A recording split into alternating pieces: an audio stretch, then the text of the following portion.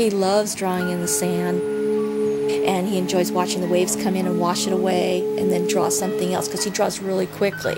So he likes to see things changed so that he can draw something new. How is this remarkable boy seeing the world? It would be fascinating to know, if only he could tell us. What makes Daniel different from savants like Dane, and so extremely valuable to science, is that he can describe what's going on inside his head. I experience numbers in a very visual way, using colours, texture, shape and form. Sequences of numbers form landscapes in my mind.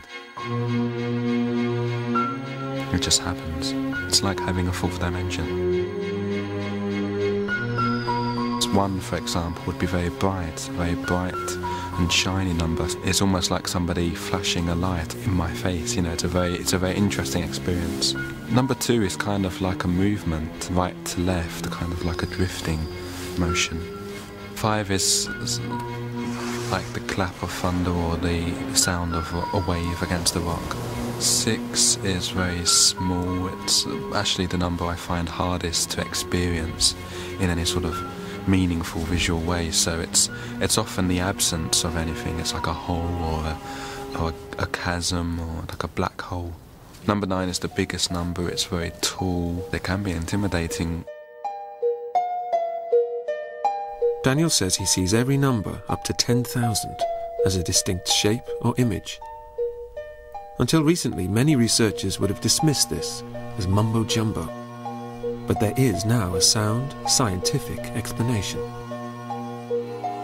Different parts of our brain are specialized for different tasks. Juggling numbers, for example, or seeing shapes.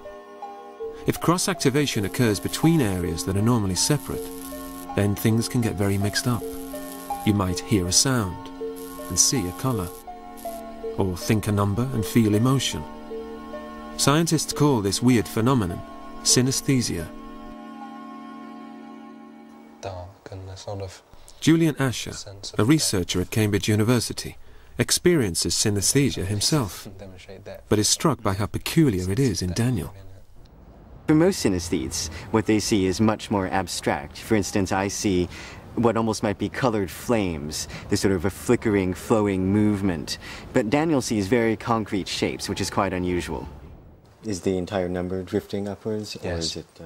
Julian believes that Daniel's complex imagery is the key to his gigantic memory.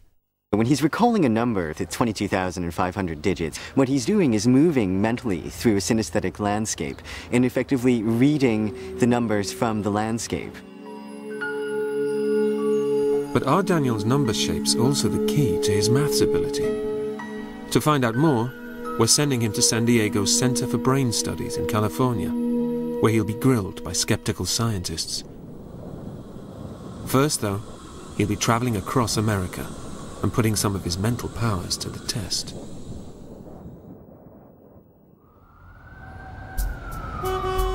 Daniel is in New York, but not as we know it.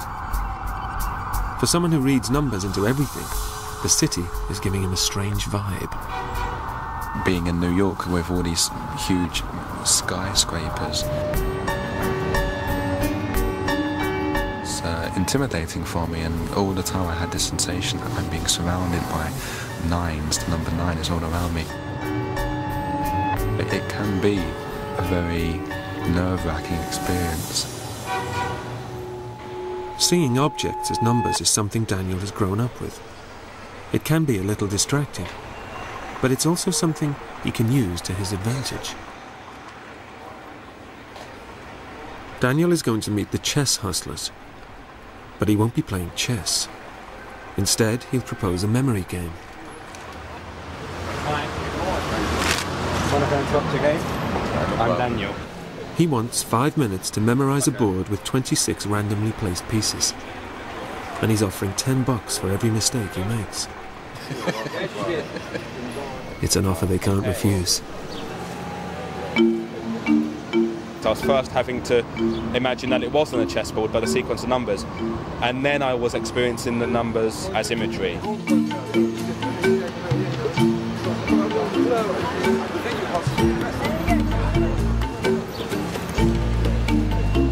Time's up. And the heat is on.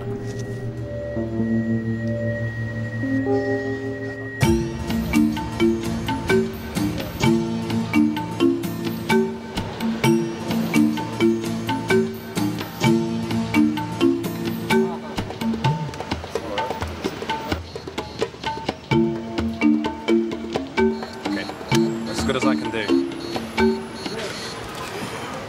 C6, D5, They scrutinize Daniel's positions, F5, trying to find fault. H4, H6. That's right.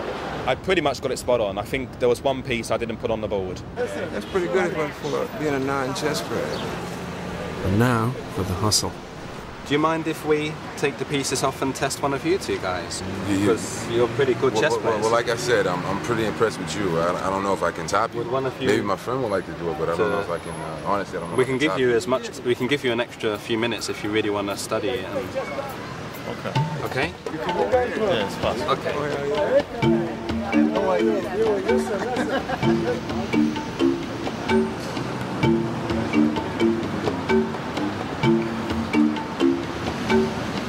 The other guy, the chess hustler, I take my hat off to him. He was game. He went for it. He did it.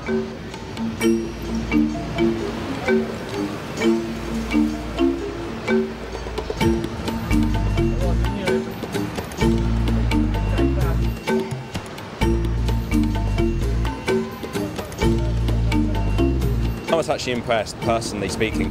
He did better than I thought he would do. F5, I think he made 9 mistakes. H4, H6. For me, that's amazing. All the pieces that you remembered in the right order.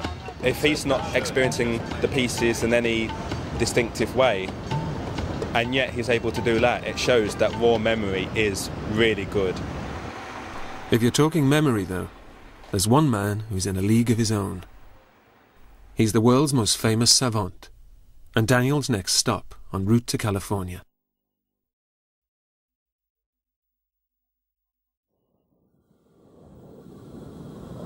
Daniel's next stop is the one he's been savouring. A meeting with the real Rain Man.